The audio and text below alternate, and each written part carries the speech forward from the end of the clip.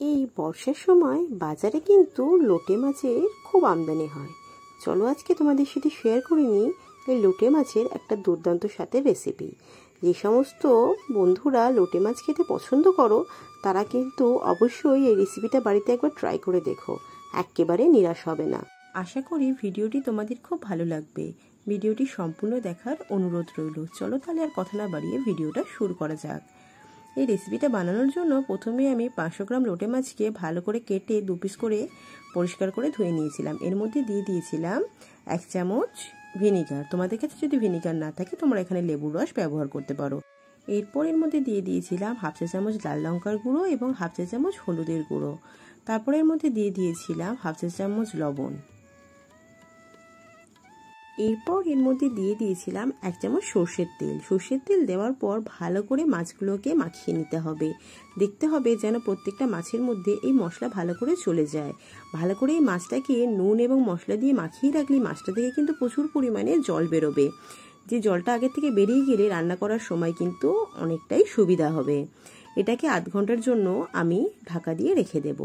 এদিকে আমি একটা কড়াই বসিয়ে দিয়েছিলাম, তার মধ্যে দিয়ে দিয়েছিলাম সর্ষের তেল। এই রান্নাটা কিন্তু সর্ষের তেলে করলেই খুব ভালো হয়। তার মধ্যে ফোড়ন দিয়ে দিয়েছিলাম 1/2 চা চামচ কালো জিরে। কালো জিরেটা একটু ভাজা ভাজা হয়ে আসতে এর মধ্যে দিয়ে দিয়েছিলাম একটা বড় সাইজের পেঁয়াজ কুচি।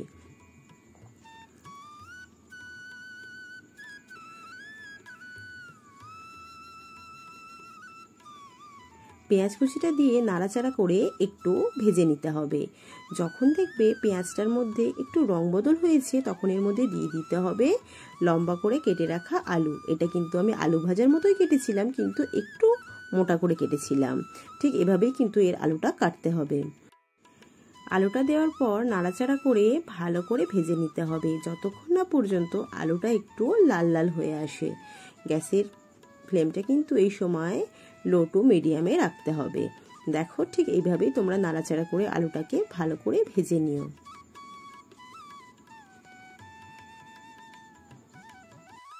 যখন দেখবে আলুটা একটু লাল লাল করে ভাজা হয়ে এসেছে এর মধ্যে দিয়ে দিতে হবে একটা রসুন থেতো করে।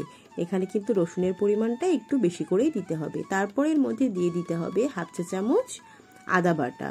তারপর আদা ও রসুনটা দিয়ে ভালো করে ভেজে নিতে হবে যতক্ষণ না পর্যন্ত আদা রসুন থেকে কাঁচা যে গন্ধটা বেরোয় সেটা চলে যায়। আর এদিকে খেয়াল রাখতে হবে যেন আদা রসুনটা পুড়ে না যায়। আমার আদা রসুনটা এখন ভাজা হয়ে গেছে। আমি এর মধ্যে দিয়ে দেব 1/2 চা চামচ লাল লঙ্কার গুঁড়ো এবং 1/2 চা চামচ হলুদের গুঁড়ো। তারপর ঠিক একইভাবে লঙ্কা এবং হলুদটাকে আলুর সাথে ভালো করে মিশিয়ে নিতে হবে এবং কিছুক্ষণের জন্য রান্না করে নিতে হবে। তারপর এর মধ্যে দিয়ে দিতে হবে স্বাদ অনুযায়ী লবণ।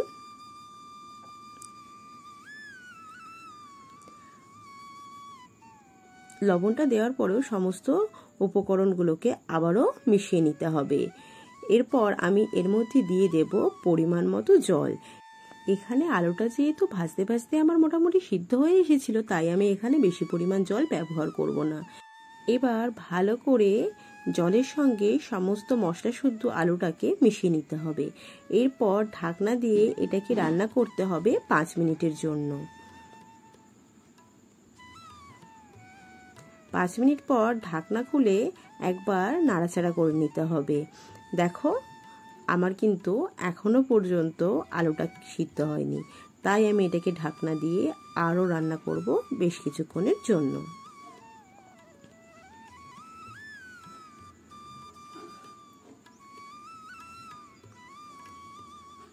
আরও 5 মিনিট রান্না করার পর ঢাকনা খুলে দেখছি আমার আলুটা কিন্তু মোটামুটি এখন সিদ্ধ হয়ে এসেছে।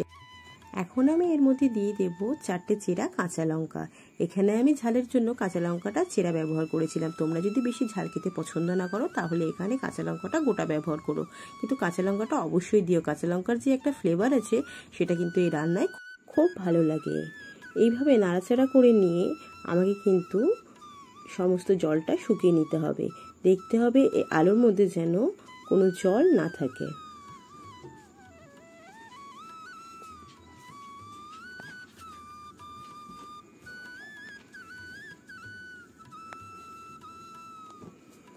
এই পর্যায়ে আমি এর মধ্যে দিয়ে দেব একটা টমেটো কুচি। টমেটোটা কিন্তু আমি লম্বা লম্বা করে কেটে নিয়েছিলাম। টমেটোটা একটু আমি দেরিতে ব্যবহার করলাম যাতে টমেটোটা একটু গোটা গোটা থাকে। প্রথমে দিয়ে দিলেই টমেটোটা কিন্তু পুরো গলে যেত। দেখো আগে থেকে আমি মাছটাতে নুন হলুদ মাখিয়ে রেখেছিলাম বলে মাছটা থেকে কতটা পরিমাণ জল বেরিয়েছে।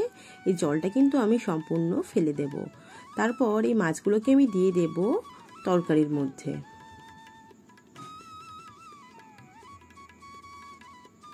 তরকারিতে মাছগুলো সম্পূর্ণ দেওয়া হয়ে গেলে ভালো করে নাড়াচাড়া করে সমস্ত মশলার সাথে মাছগুলোকে মিশিয়ে দিয়ে 1 থেকে 2 মিনিটের মতো কষিয়ে নিতে হবে।